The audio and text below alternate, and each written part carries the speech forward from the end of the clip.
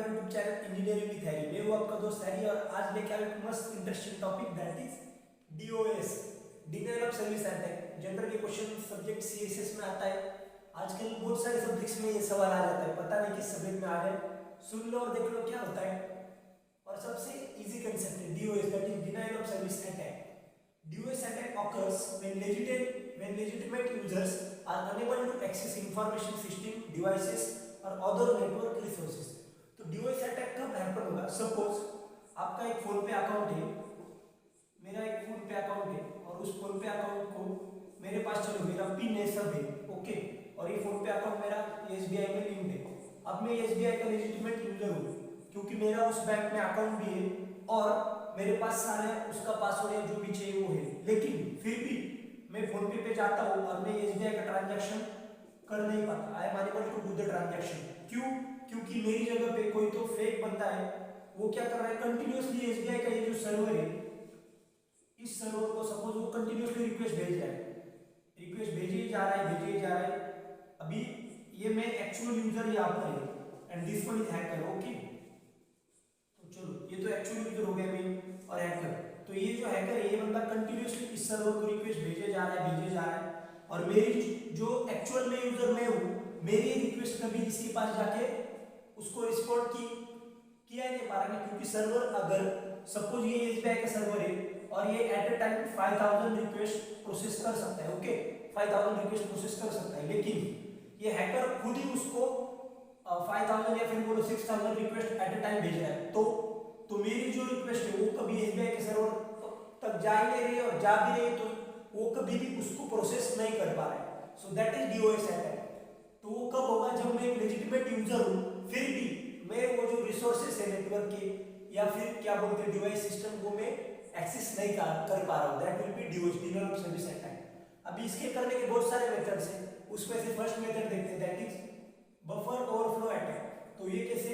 और ये जो अटैक है याद रखो one main point that is application layer इसका टारगेट होता है। This attack is done, buffer overflow attack is done to be targeted at the application layer. जो OSI मॉडल होता है ना, उस OSI मॉडल में टारगेटेड लेयर अगर एप्लीकेशन लेयर रहेगा तो बफर ओवरफ्लो अटैक रहता है। तो इसमें क्या करते हैं देखो, memory buffer overflow causes a machine to consume all the available hard disk space, memory or CPU time because no HTTP request or traffic to a network address is same that the programmers have built the system to handle। Same मैंने जो ऐसे ही बताया था same ऐसे है। अभी देखो चलो सपोज ये एक सर्वर है, फिर से वही लेते हैं, एक सर्वर है, यहाँ पर एक मैं यूजर हूँ और अगर मुझे कुछ इस सर्वर से कुछ काम कराना है तो मैं क्या करूँगा? सबसे पहले आप HTTP रिक्वेस्ट भेजोगे राइट, मैंने HTTP रिक्वेस्ट भेज दी। अब ये सर्वर अगर सपोज 500 रिक्वेस्ट प्रोसेस कर रहा है, एक प्रोग्रामर ने उसमें एक प्रोग्राम ये किया है कि ये server at a time 500 request process कर सकता है, लेकिन यहाँ पर एक कोई तो हैकर या फिर इलीगल यूजर है बोलो, वो बंदा इसको कंटिन्यू रिक्वेस्ट भेजे जा रहा है और देखो इतने HTTP रिक्वेस्ट भेज दिए कि जो मेमोरी साइज है या फिर जो CPU का टाइम है वो कंटिन्यूअसली और हार्ड डिस्क स्पेस सब कुछ इसी रिक्वेस्ट को हैंडल करने में जा रहा है। और मैं जो एक्चुअल यूजर हूँ मेरी रिक्वेस्ट कभी इसके सर्वर तक जा ही नहीं रही। सो क्या हो जाएगा? मेमोरी बफर फ्लो मशीन का जो भी हार्ड डिस्क स्पेस है या फिर मेमोरी है, CPU टाइम सब कुछ कंज्यूम होते जा रहा है और एक्चुअल यूजर को कुछ मिल ही नहीं रहा है। तो क्या हो गया? एक्चुअल यूजर को एक्सेस मिला क्या? नहीं मिला। तो वही हो गया DOS, that is denial of service attack. जो एक्चुअल यूजर है उसको सर्विस मिल ही नहीं रही है। That was the first one, buffer overflow attack. अभी फर्स्ट टाइप हो गया that is buffer overflow attack of DOS attack का। अभी सेकंड टाइप देखते हैं दैट इज फ्लड अटैक्स। ये भी डिनायल ऑफ सर्विस का ही टाइप है। तो DOS का टाइप फ्लड अटैक्स। ये कैसे होंगे? occurs when attacker floods a network server with the traffic। suppose this is server and this is client। तो क्या कर रहा है ये जो अटैकर है ये कंटिन्यूअसली इस सर्वर को इतने रिक्वेस्ट भेजेगा, इतना सर्वर इतने रिक्वेस्ट से फ्लड कर देगा कि सर्वर क्रैश हो जाएगा। तो उसको बोलते हैं फ्लड अटैक्स। वो 3 टाइप से किए जा सकते हैं। First one is ICMP flood. तो ICMP फ्लड में क्या होगा? इसी को अपन पिंग ऑफ डेथ भी बोल सकते हैं, इसी का नाम है पिंग ऑफ डेथ नाम है। तो देखो इसमें क्या कर रहा है ये जो अटैकर है ना, ये कंटिन्यूअसली ICMP रिक्वेस्ट भेजेगा इसको। और ICMP मतलब क्या है? Internet message protocol, internet control message protocol. Internet control message protocol, तो ये जो आईसीएमपी प्रोसेस, आईसीएमपी रिक्वेस्ट है, ये कंटिन्यूअसली इतने आईसीएमपी रिक्वेस्ट भेजता रहेगा जो कि जाके टारगेट मशीन को क्रैश कर देगा। सपोज आपका ईमेल बॉक्स है और मैं उसको आपको कंटिन्यूअसली इतने मेल्स भेजूंगा कि आपका पूरा जो मेल बॉक्स है वही भर जाएगा, इनबॉक्स भर जाएगा। Then second one is SYN flood. तो ये जो एसवाईएन फ्लड है इसमें क्या होता है, कंटिन्यूअसली बेसिकली यहाँ पर ये आप देखो कि आपका जो टीसीपी होता है उसमें क्या किया जाता है, देखो three way handshake protocol is used, three way handshake protocol, right. वहां पर आप क्या यूज करते हो, थ्री वे हैंडशेक प्रोटोकॉल। तो ये जो थ्री वे हैंडशेक प्रोटोकॉल होता है ना, इसमें क्या होता है, देखो सबसे पहले क्लाइंट क्या करेगा, एक एसवाईएन रिक्वेस्ट भेजेगा किसको, सर्वर को। फिर सर्वर वो एसवाईएन रिक्वेस्ट को एक्नॉलेज करेगा, ठीक है कि हाँ अभी आप डेटा भेज सकते हो, and then the data is send. लेकिन इसमें क्या होता है पता है, ये जो एसवाईएन फ्लड है ना, इसमें अटैकर किस तरीके से काम करता है, देखो ये बहुत ही इंटरेस्टिंग है।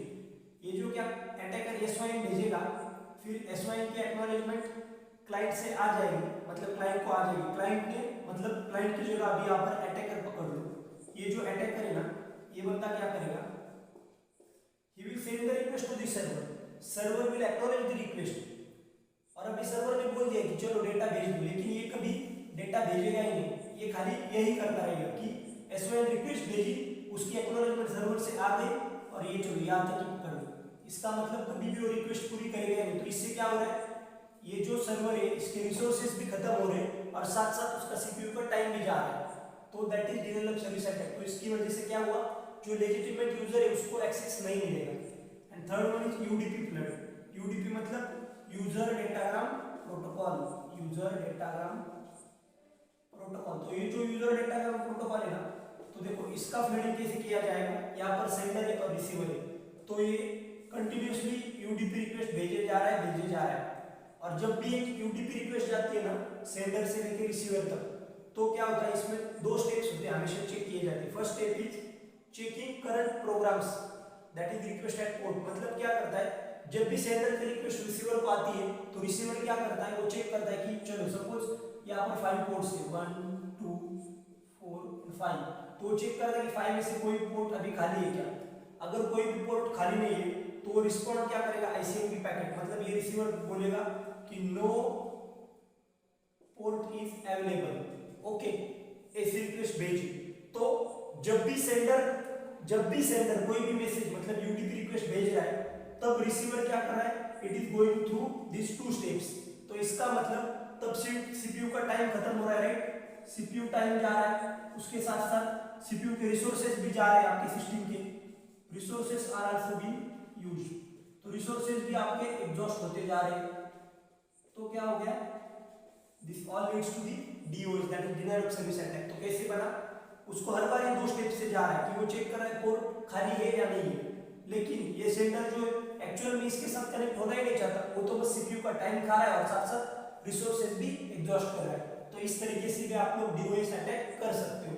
और ये तीनों टाइप्स किसमें आते हैं, फ्लड अटैक्स में। That's all. इसमें कुछ भी डाउट हो, you guys can comment me. Thank you. Please like share and subscribe our YouTube channel. Thank you.